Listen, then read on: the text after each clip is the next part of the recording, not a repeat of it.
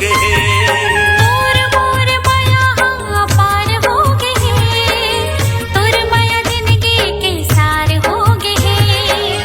तोर माया जिंदगी के सार हो गे।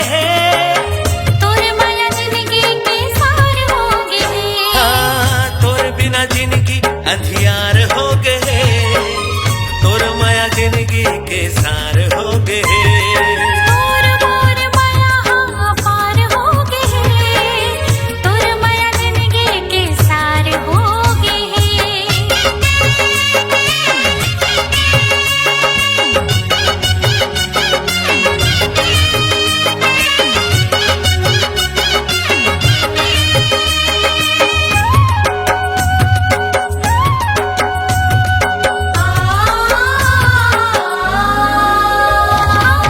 कतको दुखला मैं सह जाऊं तोर संग, सारी जिंदगी भर रह जाऊं तोर संग। अपार हो गे माया अपार हो गे, करार हो गे तोर ले करार हो गे। कतको दुखला मैं सह जाऊं तोर संग, सारी जिंदगी भर रह जाऊं तोर संग। हाँ, दुख नहीं देवो मैं दगा नहीं तो देवो, जग बिसरा के तया जाना मोर संग। पग पग चलो हूँ मैं तोर संग चलो हूँ, तोर संग जी हूँ मैं, तोर संग मर हूँ। तोर संग मोर बेड़ा पार हो गे, तोर माया जिंदगी के सार हो गे। तोर मोर माया है पार हो गे वो, तोर माया जिंदगी के सार हो गे।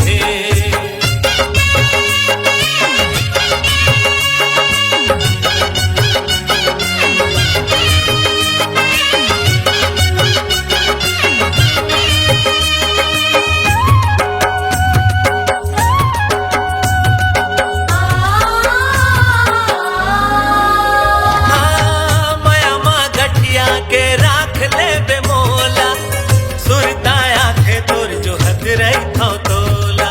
मोर सारी जिंदगी तोर नाम हो गे, तोर बिना सुनना संसार हो गे।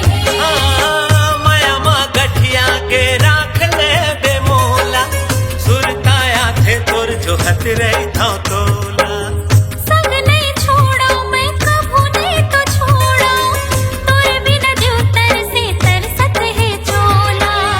मन माँ बस गए ते अंतस माँ बस गए, तोर माया मोर बंजर जिंदगी माँ बरस गे।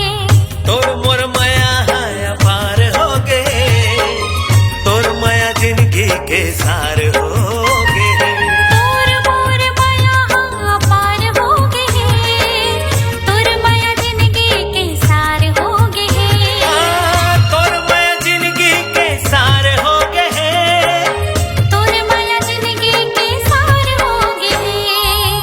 तोर बिना जिंदगी अंधियार हो